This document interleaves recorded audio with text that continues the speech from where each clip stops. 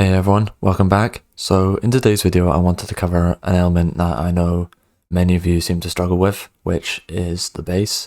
In this one I wanted to go right back to basics by covering the three fundamental bass types of house music that you might consider including in your project. We'll begin by looking at each of these layers in depth, discussing how you might approach the MIDI writing process, the sound selection, and the audio processing stages on an individual basis. We will then move on to considering how you might utilize all these layers together to create a more solid low-end foundation. With all that out of the way, let's get right into it. So when it comes to your low end, you should essentially think of it in three kind of layers. You've got the main bass layer, you've got the sub bass, and you've got these textured basses. The first one we have is the main bass layer. In terms of the sounds, it can literally be anything. Like, you've got a lot of creative freedom when it comes to the actual sounds. So I've used this one here.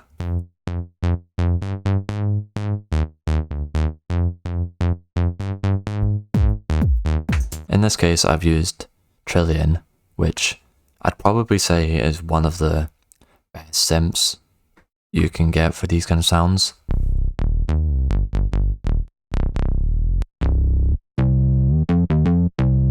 A question I often get is, there's so many different plugin options.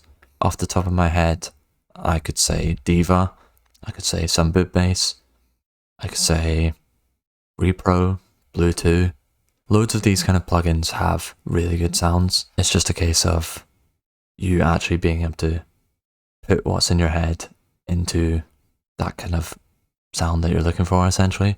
So Trillion's one that's kind of saved me a lot of pain in that regard, because it's already got a lot of high quality sounds where I don't really need to do much. I think the issue a lot of people have when they're asking these questions about where to find these sounds is their kind of sound design knowledge is a bit limited. So as an example, I'll go to a plugin that I think a lot more people have. We'll go to Diva, and then we'll go to bass. And we found a semi-usable preset. The trick that I've shown before, I believe it was in the Sweely tutorial, was essentially to focus on the filter related parameters when you're tweaking presets.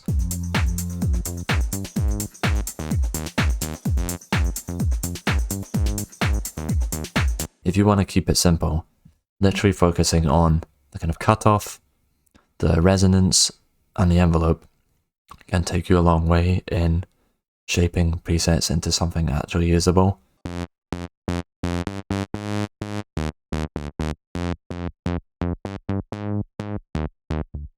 I just kind of opt for that approach of looking for presets, and then I kind of have a good idea of how to tweak that sound more in terms of what's in my head. So that's kind of where I'd be looking in terms of like main bass kind of sounds. That was fresh. That was fresh. There's not really any set rules when it comes to the patterns. Depending on the patch, I typically find the main bass normally starts at kind of the second octave and works up. When it comes to the patterns for this specific layer, you're trying to find something that just kind of fits around the main groove.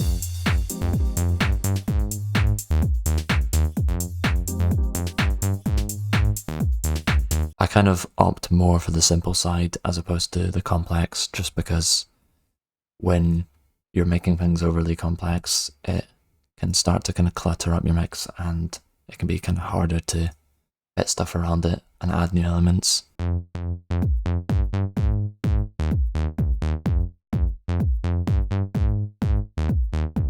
With the effects, there's obviously so many different kind of routes you can go down, but generally speaking, my effects chain will look something like this. So the first thing I do is I normally have this kind of EQ basically rolling off at about 30. The next thing I'll do is I'll add a saturator of some sort. So I use Decapitator. Normally I'll pull up the drive.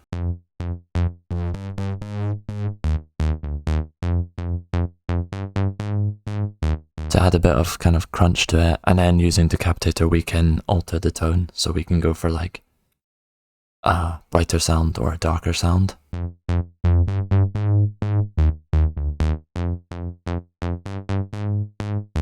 So there's more you can do with the Decapitator, and I actually talked about this in the Sound Toys tutorial I did. The next effect I have is this auto filter. I'm essentially using this in the same way as you'd probably use a cutoff, just to further shape the tone of the sound. So you'd probably use the cutoff at the start of the chain and kind of modify the sound to begin with, but once you've added all these effects, it can be nice to have that kind of further EQ. You can kind of crank the resonance up, and then I've basically got this sidechain to the ghost kick just to add bounce. So those are kind of like the basic effects. You can of course get into like more creative territory. So that is essentially the main bass. The sub bass layer is essentially everything between 16 to 60 Hertz. So I'll play it now.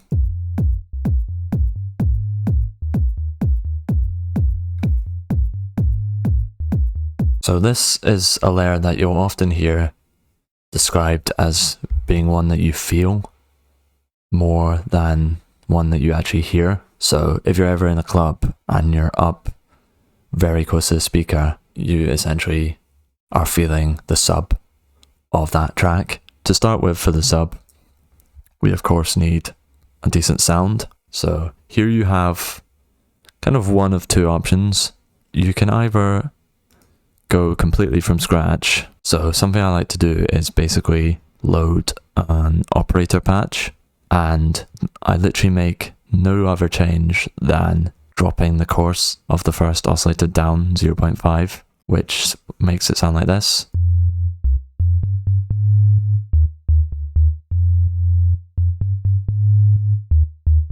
Something you can also do is you can start adding waves that have a bit more character.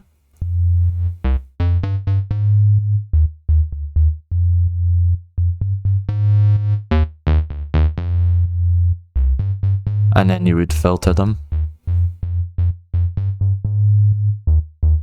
So there's loads of things you can do to kind of customize your sub if you're going from scratch. The other approach would be using a patch that's similar to the kind of ones you'd use for a main bass and processing them differently. So I could reuse that same sound. I could drop the octave,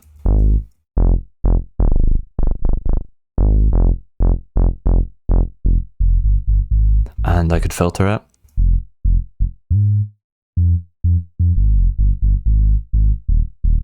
So that is essentially how you would maybe approach the sounds for the sub. For the actual patterns, typically you want your sub to sit anywhere from C3 down. This is like where you properly feel it as opposed to hearing it. So the kind of main bass patterns normally playing that kind of more constant one, more melodically interesting and rhythmically interesting. The sub bass can play the same if you just want to add a bit of depth to that sound. So you can kind of layer them together. You can also opt for the route where they both do independent things.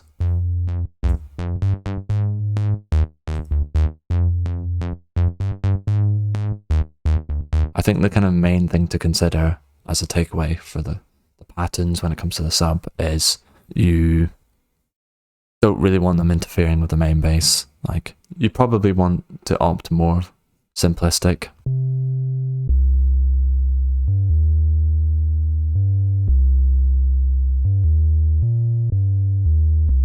So that is essentially the patterns, and finally we'll just open up this effects chain. The first thing I normally have is this utility, just because we want to keep our basses in mono. Because it's that kind of basic sub patch, having an effect like saturator or any form of distortion is useful because it allows you to kind of add those upper harmonics to the sound. You'll see all these different spikes, so it's basically shaping the kind of tone of that sound. We've got the main effect of the sub, which is essentially the auto filter.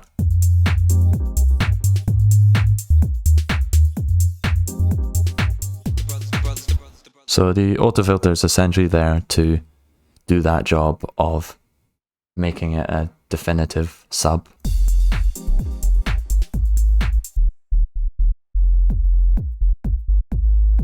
So that is basically the sub. The final bass type is one that I don't actually hear spoken much of in a production space. It's essentially these kind of like bass textures. What these kind of textured bass layers are is everything above that kind of 250 range.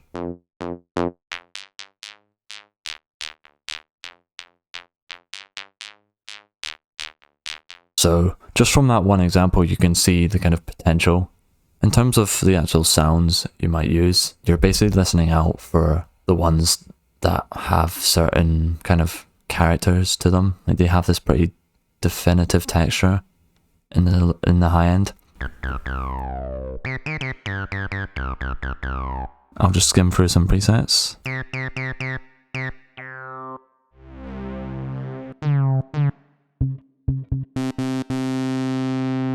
So that's kind of it in terms of the actual sounds. With the patterns, these can very much range in terms of complexity. So I've got these two examples playing the kind of root note pretty low down. Then if we move down to this, we've got this acidy filler.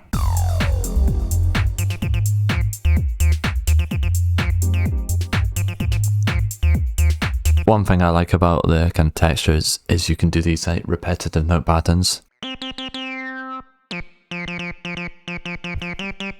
Something else you can start doing is you can add movement to filters, so you can kind of have it sweeping. Like if you ever take a sound similar to these and just sweep through the frequency with the resonance cranked up, you'll hear a lot of really nice textures. The next example we have is this sample, which kind of to me fits the idea I have of a textured bass sound really well. The kind of effects chain here is kind of similar to ones I've shown previously. I think the main thing with these textures, if there's kind of one thing you take away from them, is using those EQs, and then you can kind of start to get creative with the actual effects you use.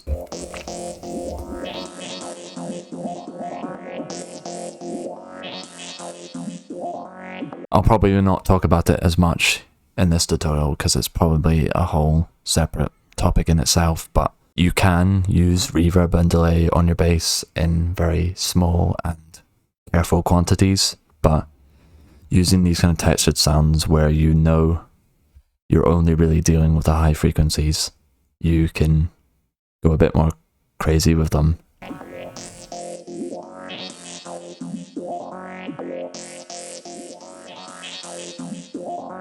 And then we've just kind of got two other examples. We've got this kind of like RP acidy bass. So we've basically got this kind of sequenced bass introducing you to the idea of like sequenced ARP sounds. Essentially in different plugins you can go to the kind of sequenced presets. Basically look for these kind of presets and all they require you to do is press one note.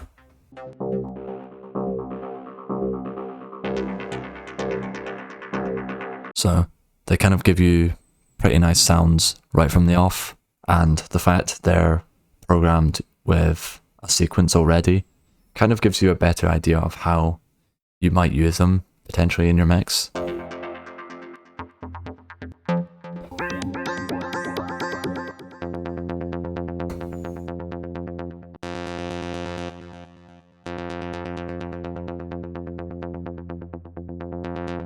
So a lot of these kind of plugins have these kind of ARP sounds, which I just think are really nice starting points for this. The final example is not a plugin. There's actually something I found out recently, which is a lot of the kind of bass sounds that your favorite producers are using are actually samples from these kind of like 90s packs, where a lot of them have tracks that have multiple samples within them. So there's probably about 30 different potential bass sounds within this.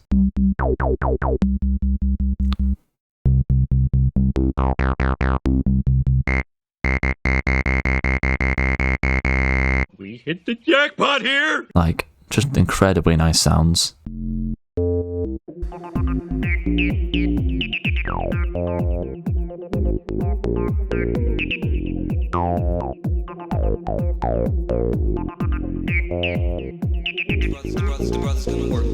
That is basically going to conclude the texture bass. So yeah, that's pretty much going to be it for this one. I hope you learned a bit more about either the basics of how to kind of write low end for house music, and I hope it's given you a better idea in how you can maybe take your bass forward in your own tracks in terms of like the layers you might consider using. If you enjoyed this video, then do be sure to like, subscribe, comment what you want to see next. I'll leave this project as well with all the samples, so if you want to dive into that for yourself, then feel free.